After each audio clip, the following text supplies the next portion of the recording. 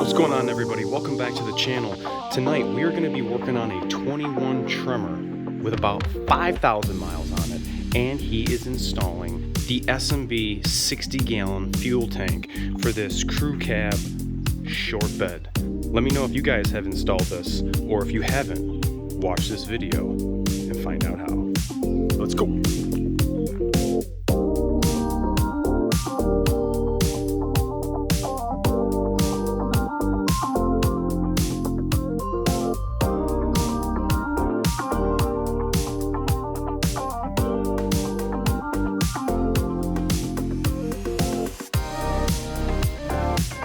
Guys, thanks so much for coming back and checking us out today, tonight, this evening. This is a monster. This is my first time doing an S&B tank on one of my beloved 6.7s, and from what I can see so far, I am really liking the quality of this tank. It is a monster, and something I noticed right off the bat is they even give you a drain valve. So you bozos that fill it up with DEF have a way better time draining the tank and cleaning it out so that you don't have any high pressure fuel system problems. In the kit, they give us some new straps, some hardware, and a new skid shield. In the instructions, they have a QR code for the most latest and up-to-date installation instructions. We are going to go over that and get this tank installed. Now, I am going to remove this old tank, and I'm going to put a link in the description for the removal of the OE tank that I've already done. So we are going to fast forward to when we are going to be installing and getting this ready to put in the truck. All right, guys, let's go. Well, we're underneath the truck, and the last step we're going to do is get these fuel lines off. I got one about to pop off, but this white one seems to be giving me a little bit of problem. I might need a little pocket screwdriver because this one's got to pop out a little farther. All right, let's try to pop this the rest of the way off. This is kind of like the one on top of the engine. Yep, see, there we go. I just got to pop it out. The second detent, it's got one detent and then a second detent. So once it's all the way out, you can see I'm about to pull the line off. Trying not to take a bath here. We have 7 miles to empty. So, I mean, there's still going to be fuel in our fuel line, but hopefully we're not going to be making a huge mess here in the old driveway. Here's some fuel. Okay, just a couple drips. Well, that cap's not gonna fit. Got some perfectly sized caparolis. Minimal drips present. I'm not gonna be able to do anything with this line except maybe go like that. Kind of keep it up out of the way. There you go. You guys can check that out. Okay, I'm gonna try to pull. Ooh, guess I'm leaking all over here on my arm. This one will pull off.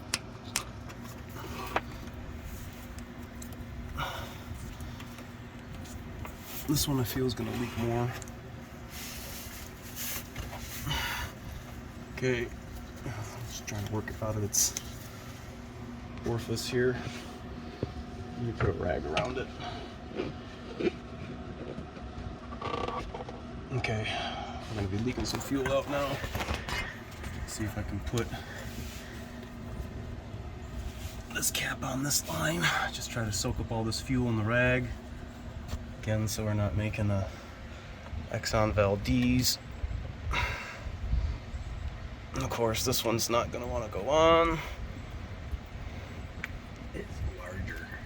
Yep, and I can feel it rolling down my arm. Alright, well, the lines are off, so that's the most important thing. And we're just gonna let it do its little juice dance, and we're gonna get this tank out. Just a little different than what we're accustomed to being on the hoist, but anybody who's going to be doing this is going to be doing it on their back. So this is kind of, well, I want to show you what I'm using to support the tank, and basically just doing it here in the driveway. So, all right, next stop. Wow, what a tank! Look at this. This is ginormous. That's a compare and contrast between the new and the old. Wow. 60-gallon girl about to go in. She's going to be thirsty. I want to see what that fuel bill is going to be. But yeah, it came out flawless. The tank was no big deal whatsoever to remove. I did have to clean up a little spillage from my arm. But yeah, we're going to transfer everything over. I'm going to get the instructions. We're going to show you guys how to reinstall all of the stuff you see here onto this tank so that we can get ready to put this back in the best truck on the planet. All right guys, so we have already kind of jumped ahead and are already at this step. This is the fill neck hose for the new tank, from the old tank to the new tank, and I suggest listening very closely. They have specifically put a piece of paper in the kit to emphasize in installing this onto the new tank. This is a little check valve that will only allow fuel to flow one way. It says fuel flow, and probably will help prevent any type of leakage if the truck were to roll over or anything. Fuel's just not gonna come pouring out. But you're gonna stick this like this. That's how it's got to sit. But we're gonna install it in the pipe, in the hose, and we're gonna go ahead, we're gonna install that hose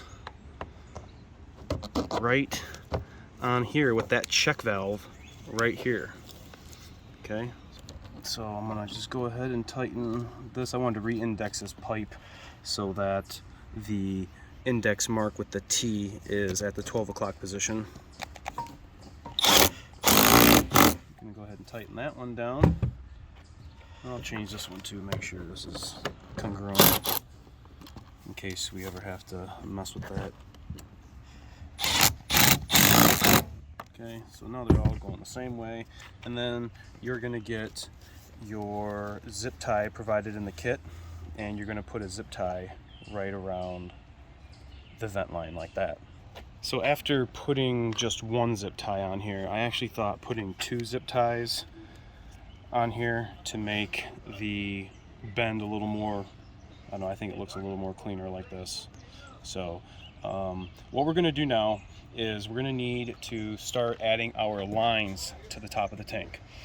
Now, SMB specifically says that these connections are known to break. These clips are known to break, and they have in the instructions, which I want to commend them for their instructions, very nice, clear, very straight to the point. Whoever designed them did a very, very nice job. I appreciate that as a technician and as a consumer.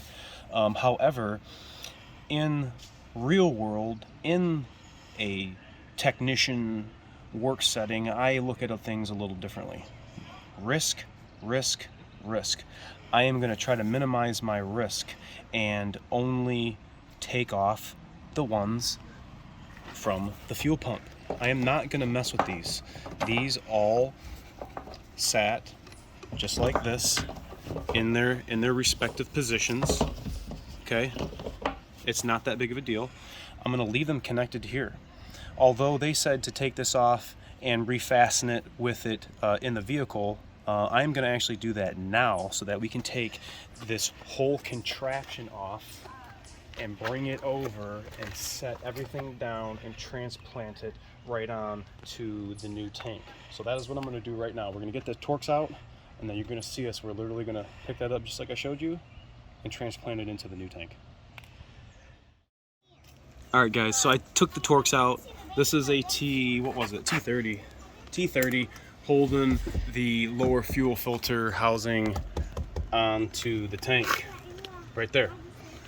So it is literally going to slide right up out of its plastic bore like this. I'm going to take these lines. This tank doesn't fall over on me. Okay. Doing just what I said I was doing. I'm going to transplant this right in. Almost fell out of my hands. Sliding right down into the cavity as the old tank had. You can see these lines are literally going to fall right into place. Minimize that risk, you guys, with taking these lines off. If you don't need to take one off, as in that side, those don't need to be removed, then don't do it. Get our T30, put our T30 back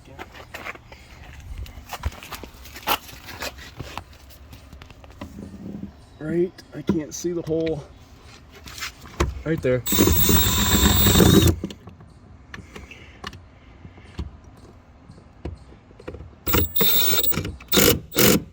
Okay. And then once you get that line on, right here, the last step you're gonna do is put the cover that was on top of it, a little shield, taking note to make sure where you orientate the locking ring, because that is going to depict where this is going to go, and it is only going to go on in one location because all the lines are going to be in a misorientated place with this outlet not here. So I need to switch over to 10 milli. 10 milli. I'm just going to tighten these down. Okay, tank is fully assembled, ready to go. This guy here, I think what I'm going to do once I get it up in there, I'm going to put a little zip tie around here. I want to see what that's going to sit like. But we have this line. Remember how it was clipped into the tank right here. We're just going to kind of watch how that fuel is going to be leaking out on us. But nevertheless, everything else, this is the tool that we used to take it off. I show that in the fuel tank removal video. But next up we're going to do is to add on the brackets onto the truck that is going to allow the skid plate to hang underneath this front side of the tank. And then, and only then, will be time to install this behemoth. Alright, we're back under the truck. And I want to point out something that we did was pop the fuel lines out of these clips, and I just kind of swung them up over the transmission. They're not being kinked or anything. They're just out of the way and not leaking on us. So the next step of installing the S&B tank is we need to install the outboard one and the inboard one. The outboard is wider, the inboard's narrower, and we have a bracket that needs to go on top of this cross member, which you guys can see right here. Okay, so the finagle that you're gonna have to do in order to get the outboard one up is kind of like this. So we're gonna start with it facing this direction, and we're going to gingerly slide it over just like that. Okay, so that is the first one. That is where it's going to go and sit just like that. Again, follow that same procedure with the inboard one. Okay, and then we are going to get our bracket, which says front, so it is going to be sitting like this up in here. Okay, it's got a bolt hole here and a bolt hole here, and you're going to slide that over until these bolt holes line up. But we're going to have to also put that bracket underneath that U-bolt.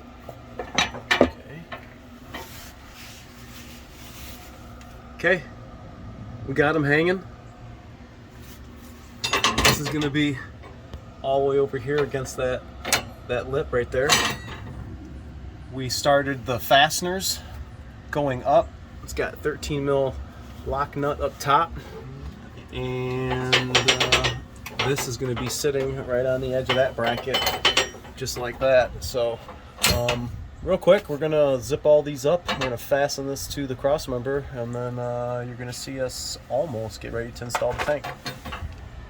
All right, guys, we have gotten it completed, and I have to say, this is the nicest install of a fuel tank that I've ever had to install.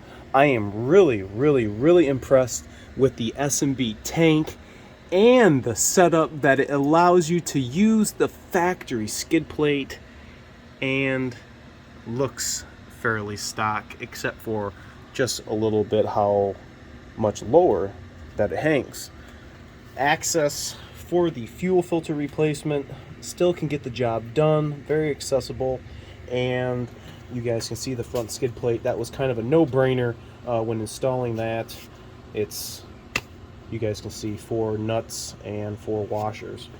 We tightened everything down and am going to install 5 gallons of fuel, and then afterwards we are going to need to reprogram the truck to accept now that it has a 60-gallon fuel tank, and we're going to use FORScan. So I'm going to get everything ready, get the computer hooked up, install this fuel, and we are going to start with the programming side of installing this S&B fuel tank. Alright guys, I'm here at the fuel station, and I wanted to show you something that maybe you guys didn't know about when filling your truck up with diesel fuel or gasoline in your Super Duty. Once you take the fuel cap off, if you guys notice this little hook here to hold the tether so that the cap is not sliding against your truck, because heaven forbid that's what we want to do. We just put the S&B fuel tank in, and instead of putting 5 gallons of fuel in, we're going to put a little bit more so that we can get the fuel to start reading. Alright guys, so we have installed 25 gallons worth of fuel, and one of the things you're going to have to do with FORScan is do the module configuration to accept your larger fuel tank. So after clicking on that IPC selection, you're going to scroll all the way down to fuel tank size gallons. You're going to select it. You're going to hit edit selected, and where's my mouse? You're going to input whatever size fuel tank you have, where you came from, where you're going, and maybe you want to see the birth of Christ. Put your correct fuel tank size in, and obviously we did not change anything, so nothing's going to have to be changed, but our fuel tank increment has changed and is now indicating we have 205 miles to E with our new S&B 60-gallon fuel tank and the use of FORScan. Let me know guys in the comment section below if any of you guys have ever put in an S&B fuel tank, a Titan tank, and have had to do the exact same thing that you guys have saw tonight. Thanks so much for watching. Remember to like, comment, sub, share, and make sure to stay tuned to the channel because we have a great FORScan video coming for all you guys interested in learning how to use it. Thanks so much. See you!